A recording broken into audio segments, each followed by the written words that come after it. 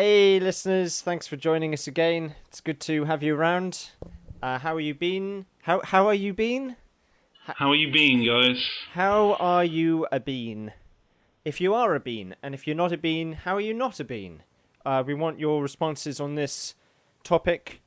Please send them in to podcast@mixandmojo.com, along with your responses to everything. I am Daniel Wishart. No, sorry, I'm Gabriel Schenk, and I shouldn't have said your last name. Oh, that's okay. We'll bleep it out. I've erased myself from the internet. Have you? You're not on Google Plus then? Oh, I probably am, actually. Yeah. I think that's another guy. I'm hoping he'll become famous and successful and he'll go to the top of all the listings. Here's a little trivial fact for you. David Grossman, or Grossman, I'm not quite sure how you say his name. He's written a poem about Google Plus, and it's on his website. Has he really? It's rather good. Does he write a poem every day, or is that something I made up? Yeah, he writes a poem every hour, actually. It's insane. Wow. He's got a work ethic. Yeah, he can't actually get any computer games done. I'll read you out a bit of this this poem. I can't read the whole thing for copyright reasons, but it's called Plate Plus, and it's quite a cool poem. It says, I got this fancy new Plate Plus. It's part of the social media fuss. Now the food of me is the food of us. With a plate we can share and compare and discuss. It's good. It's good stuff. That's just the first four lines. It goes on. Yeah, he's got a nice rhythm going there. He has, yeah. And he does this poem every week. And Dave Grossman invented some of Monkey Island, a third of Monkey Island, and has since worked at Telltale Games, if you don't know who he is. I think he did Fat Island, I believe. Yeah, that was his, because he's... Well, I was going to say because he's so fat. Actually, he's quite thin. He was definitely the thinnest of the three, I believe. Yeah, that's true. But that's classic Ron Gilbert humour for you. Yeah. So it's nice to be together again. Yes. How have you been, Dan?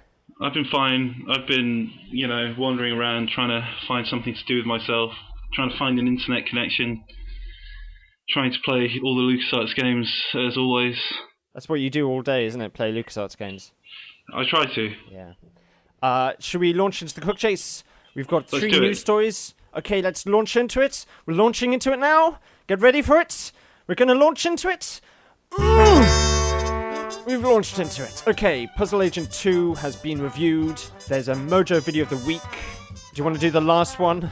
The last one is that quick and easy music and speech extractors have been updated, which is great news for anyone who wants to steal any sort of copyright content that Telltale have put inside their games. Now, this was a very exciting tech discussion point this week, because everyone was saying, BG Benny Boy was going to announce something.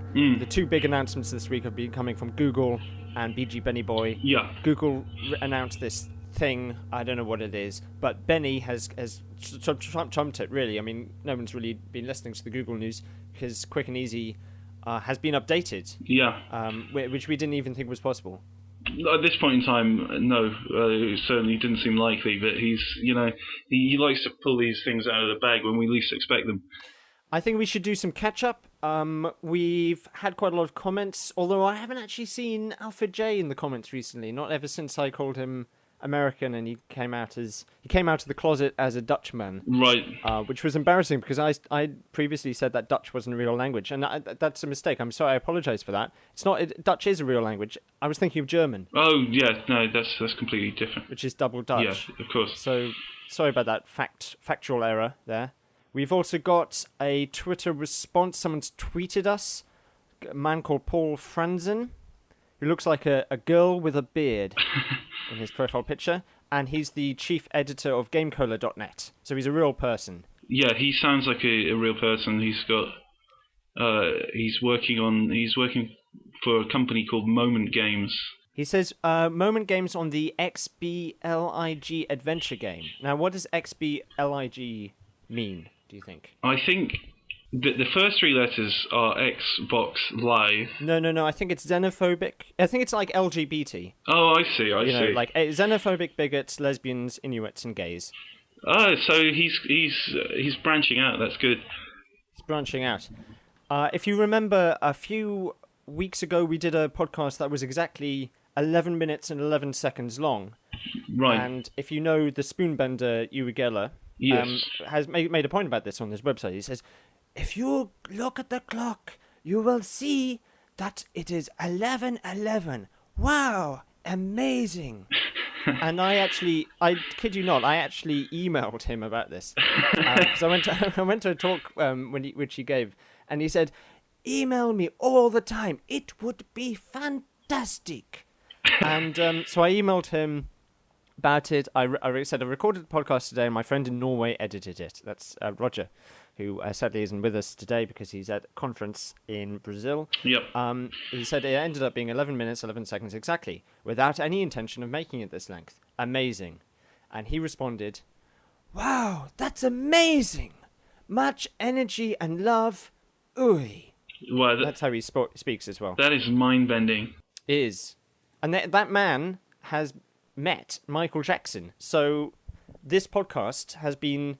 We've influenced the man who has met Michael Jackson on several occasions. We're effectively responsible for Michael Jackson, is what you're saying. His death. Yeah. Or just his entire life. We can take the good and the bad from that, and so we apologise and kind of are proud in equal measure. But if you're one of those children, that was nothing to do with us. Sorry about that. So yeah, we've also got some responses to the hot topic, which is what do you do when you listen to the podcast? Oh, okay. I've got one here. It says, "Dear Dan and Gabriel, I like to touch myself whilst listening to your voices." Oh, hang on. Sorry, didn't mean to read that one out. Sorry, ignore that. That's actually from you, actually. Yeah, that's. This is why I'm trying to remove my name from the internet. So we got another response though, and this is from John N.A., who said, "Hang on." Hey, I tell you what. Whilst you're looking for this, Yeah. I have to dispute something you said because I've been looking at our website, Mix and Mojo, and there's a comment here from Alfred J, posted on the 3rd of July. Right, what does he say? He says he agrees with the Puzzle Agent review. Oh, that thing. Well, yeah, but he hasn't commented on the podcast. So he's shunning us. He's effectively gone out of his way to not comment on the podcast because he's clearly still around. It's interesting, that we managed to keep it going for a while before we started making enemies. Yeah, about 3 weeks, I think, before we got an enemy. Yeah. The first 3, there were no enemies. So I found the comments. I've got it written down here. It's the rustled paper, like we're real radio people. He says, I want to listen to you, the fourth quick chase. This is from John N.A. In the waiting room of my orthodontist, and I grabbed everyone's attention for laughing out loud. Also, the secretary, that's what he's written, had to shout my name out loud since I couldn't hear her through the earphones. Wow. So he basically ruined his life. Yeah, the earphones thing, I've got to say that I'm too paranoid. I see people walking around with their earphones in all the time. And I think, what if there's something terrible is happening? Someone drops something out of a window, an anvil or something, and you scream, hey, look out! And they're just not going to hear you. They're going to be listening to Metallica or something. Yeah, so don't wear earphones. Yeah, that's is the thing. And basically, I would say that it's an official LFN kind of recommendation that if you do listen to this podcast, don't listen to it with headphones. Just crank it up on your bass speakers. Because if you get like the worst kind of earphones are the ones that you actually put into your ears, because if you push them in too far, they can actually touch your brain. Really? Give you cancer. Well, that sounds about right. That sounds accurate. You mentioned the Puzzle Agent 2 review. I haven't had a chance to play this game yet. No, I didn't play the first one for circumstances beyond my control, and so I feel it would be kind of cheeky of me to play the sequel. Exactly. So, but I've read the review. We can review the review. It's very a glowing review if you haven't read it, by Remy. Yeah, he enjoyed it. He enjoyed it. Tingler didn't like it. I think his girlfriend likes it also, and his mother. His 60-year-old girlfriend. I think that's what it is. Is that right? That's what I got from the review. Yeah, I think that's what it says. Yeah, something like that. And the Tingler doesn't like the game at all. He says it's not very polished. Which is harsh criticism. Yeah, I know what he means with that. He basically he got the game he got a hard copy of the game, and he looked at it, and he couldn't see his face reflected in it, which annoyed him. Right. So obviously they didn't polish it up enough. It's happening more and more, because I found that it was a lot easier to polish games that are actually released, that you can buy in a DVD case or whatever, and then when it's on your computer, it's much harder to do. Yeah, exactly. So there's been a lot of discussion in the comments about that. Yeah, wow. About people being negative. It seems to have split the world in twain. Yeah. People who love Puzzle Agent 2 and people who don't like it so much. Yeah, I think, that what we seem to have here, there are some people who think it's the game of the year, some people who think it's not.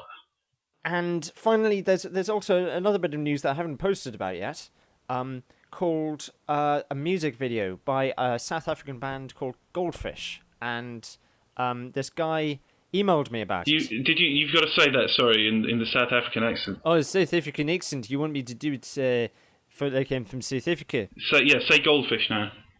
Goldfish. Yeah, that's better. So anyway, he emailed us, this guy called Mike Scott.